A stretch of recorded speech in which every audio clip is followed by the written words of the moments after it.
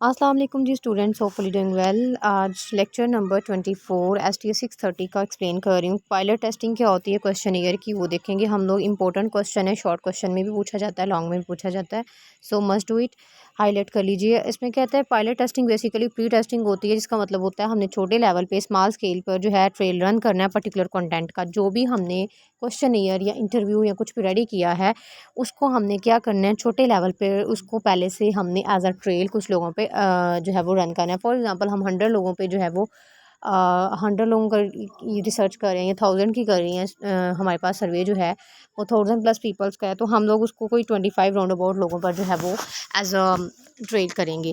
तो basically it's the pre testing. Pilot testing is the name of the pre testing. Okay, then basically कहता है ये ना सिर्फ हमें इस्टेब्लिश करवाता है, प्रैक्टिस करवाता है, हमें एरर्स वगैरह निकालने में बल्कि हेल्प करता है, बल्कि ये हमारे लिए एक्स्ट्रा ट्रेनिंग भी होती है। अगर कोई बिगनर है, रिसर्चर, न्यू सर्वे करने वाला है या न्यू इंटरव्यूअर है, तो उसको ये एक्सपीरियंस प्रोवाइड करता है।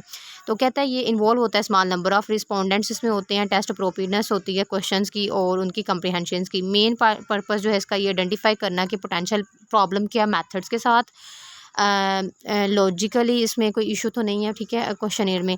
सो यहाँ पे हमारे पास जो basically what spectrum to be evaluated during the pilot testing में हम क्या एक्सपेक्ट करके बैठे होते हैं। रिएक्शन जो होता है रिस्पोंडेंट्स का वो कैसा होता है, एरर्स हमने देखने होते हैं, इंस्ट्रूमेंट में कोई एरर तो नहीं आ रहा, सैम्पलिंग देखनी होती है कि वो इज़ इट ओके, वो चेक करेंगे। उसके बाद स्टाफिंग एक्टिविटीज़ देखेंगे और उसके बाद प्रोसीजर जो है डाटा प्रोसेसिंग का वो हमने देखना होता है। रिएक्शन के जो रिस्पोंडेंट्स के रिएक्शन है वो उसमें देखना है हमने कि क्या वो जो स्टडी पब्लिशन टाइमिंग है क्या वो बेस्ट है, ठीक है, और इज़ इट ओके, इंटरव्यूअर और researcher at the same time पे अवेलेबल होंगे या नहीं। अगर नहीं तो फिर उसको किस तरह से हम प्लान करेंगे अकॉर्डिंगली उसके।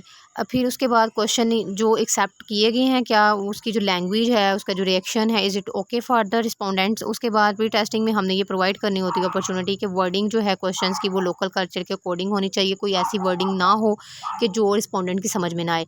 उसके बाद विलिंगनेस रिस्पोंडेंट की कि क्या वो हमारे साथ कोऑपरेट करेगा इंटरव्यू में, पर्टिकुलरली क्वेश्चन का उसको आइडिया होगा या नहीं होगा, ठीक है। उसके बाद नंबर 2 पे हमने, ये नंबर 1 था about the reaction of the respondent. Number 2 में हमने क्या करना है जनाब, हमने करना है डिस्कवरी करनी है एरर जो इंस्ट्रूमेंट थे। अब इंस्ट्रूमेंट क्या, हमने ऊपर पढ़ा था कि इंस्ट्रूमेंट हमारे पास 3 तरह के हैं। एक हमारे पास इंटरव्यू स्केड्यूल है, दूसरा हमारे पास क्वेश्चन ईयर, नंबर 3 पे हमारे पास जो है वो उसका इंटरव्यू था, ठीक है, एग्जैक्टली।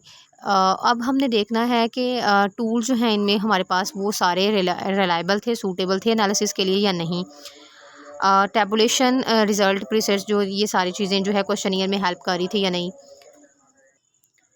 ओके, नेक्स्ट हमारे पास रिलायबिलिटी, सस्टेनेबिलिटी, सूटेबल जो था एनालिसिस वो हो गया। फर्दर जो है हम time taken needed to interview conduct observation ये देखेंगे।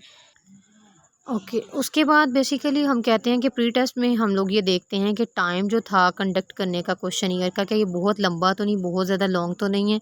उसको मॉडिफाई कर लेंगे अगर टाइम एवरेज टाइम में बेसिकली हमें चाहिए, ठीक है, जो रिस्पोंडेंट्स जो है जिसमें इंफॉर्मेशन फिल कर दे।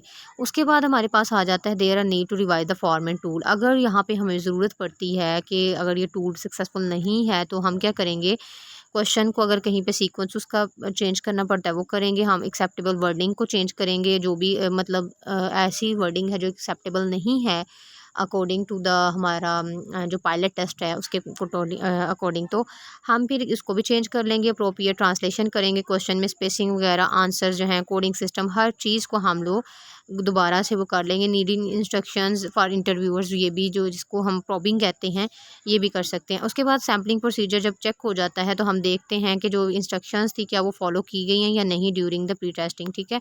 उसके बाद इसका सोल्यूशन वगैरह देखें अगर कोई प्रॉब्लम है तो।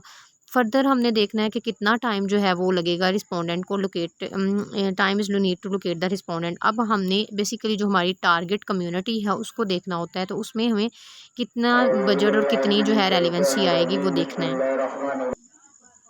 ओके, उसके बाद रिस्पोंडेंट्स को लोकेट करने के बाद हम नेक्स्ट स्टेप में हमारे पास आ जाता है staffing activities research team can be checked. उसमें हम देखते हैं कि क्या how successful the training has been, कि कैसी ट्रेनिंग थी पीरियड में उनका, जो भी न्यूली ट्रेन थे या न्यूली जो जिन लोगों ने ज्वाइन किया सर्वे के लिए, उनकी ट्रेनिंग इज़ इट बेस्ट और नॉट। उनको वैल्यूएट करना है उनकी अचीवमेंट को कि उनके ऑब्जेक्टिव ट्रेनिंग में कैसे रहे।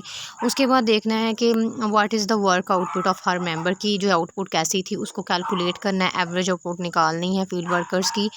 अगर वहाँ पे फिर कोई बजट या किसी चीज़ में इनको ज़रूरत होती है तो एस्टिमेट लगाएंगे उस चीज़ का भी। उसके बाद फर्दर जो है how well the research team work together, और वर्क कितनी अच्छे से जो है रिसर्च टीम ने आपस में कोऑर्डिनेशन की और कितना अच्छा जो उनका काम था, एफिशिएंसी कैसी थी शॉर्ट कमिंग में लुक्ड आफ्टर। उसके बाद कहता है is the logistical support adequate, और क्या कहते हैं फील्ड फंक्शनरीज जो थी, of course we are living in the field functionaries in isolation. So हमने ये भी यहाँ पे देखना है कि ट्रांसपोर्टेशन, बोर्डिंग, गाइडेंस और जो भी सुपरविजन थी ये सारी उनको प्रॉपर मिली प्री टेस्टिंग में या नहीं।